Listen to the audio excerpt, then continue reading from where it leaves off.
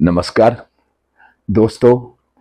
देश भर में पिछले 1.5 महीने से जो चुनावी गहमा गहमी और जो इलेक्शन का मेला चल रहा था उसका समापन हो गया और अब उनका उम्मीदवारों का भविष्य बंद हो गया बैलेट बॉक्स में और सत्ता का ताज किसके सिर पर होगा ये इंतजार है। और इस 1.5 महीने में सभी पार्टियां प्रयास कर रही थी अपने वोटर रूपी भगवान को प्रसन्न करने के लिए, और मगर उसका क्या रहा, इसी विचार को साझा करने के लिए आज आपसे रूबरू हूं।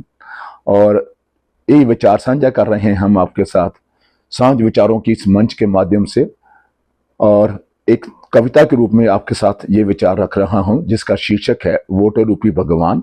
और अगर ये आपको पसंद आए तो शेयर और लाइक और सब्सक्राइब के रूप में अपना आशीर्वाद अवश्य दीजिएगा। तो शुरू करते हैं। वोटर रूपी भगवान।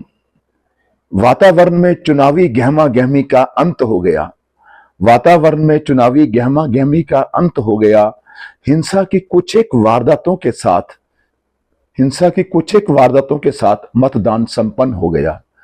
अरबों रुपयों का इलेक्शनी मेला समाप्त हो गया।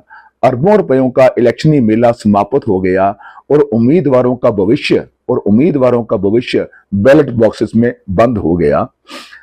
किसने दिया किसके पक्ष में वोट, किसी को नहीं कोई पहचान। किसने दिया किसके पक्ष में वोट, किसी को नहीं कोई पहचान।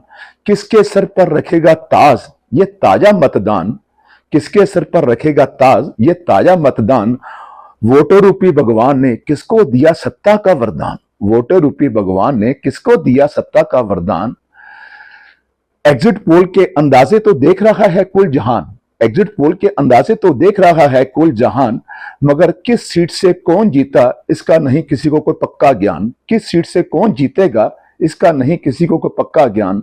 दोस्तों, बने चाहे कोई भी मगर स्थायी हो सरकार जो करे केवल राष्ट्रहित में कार्य व्यवहार। जो करे केवल राष्ट्रहित में कार्य व्यवहार।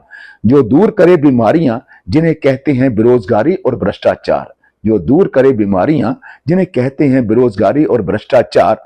और जो करे इस देश और समाज पर कुछ उपकार। और जो करे हमारे इस देश और समाज पर कुछ उपकार। और जो करे हमारे इस देश और समाज पर कुछ उपकार। जय भारत।